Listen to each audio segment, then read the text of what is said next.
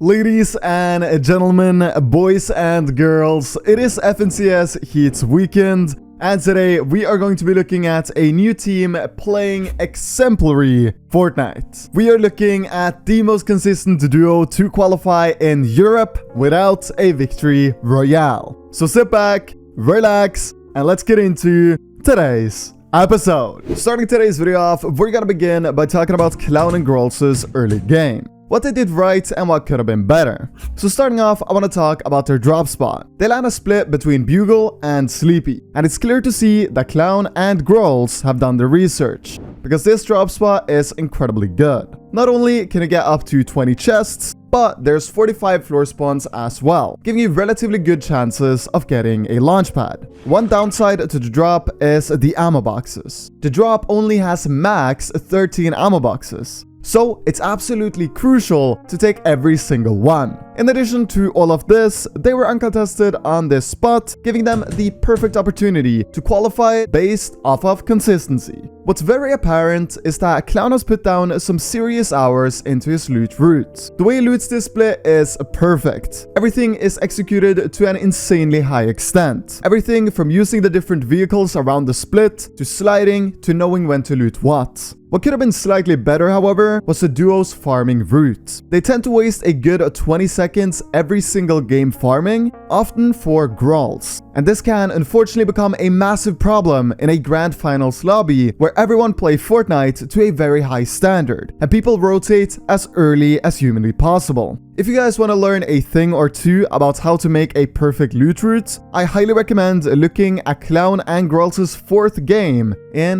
the semifinals. After looting and setting themselves up for the rest of the game, they rotated on average 3 minutes and 40 seconds until the first zone closes. This is by no means bad. However, it is far from optimal. You want to be in a car and ready to rotate as soon as the first zone pulls, especially in these high tier lobbies. And if Clown and Grolls keep rotating this late in grand finals, they will unarguably have a hard time claiming good hills for Storm Surge. You see, that's the difference between being good on Storm Surge and not. The 20 seconds Clown and Grolls waste on their off-spawn looting. Moving on, we're gonna talk about this duo's mid-game. And their mid-game is unarguably their weak point. But that does by no means mean that they play it at a low level. As you guys can see, they set up a Bloodic space and look for Surge. Clown and his duo play Surge at a high level. And utilizing a Bloodic space is one of the factors behind their success when it comes to Surge. Another thing they did great in my opinion was using vehicles very creatively, even using the truck to play out their mid-game. Fun fact, the truck is good in high elo, firstly because it has a lot of health, and people typically don't have the ammo to shoot it out. And secondly, because it's by far the hardest vehicle to get killed in. So even though it's slow, it's very viable.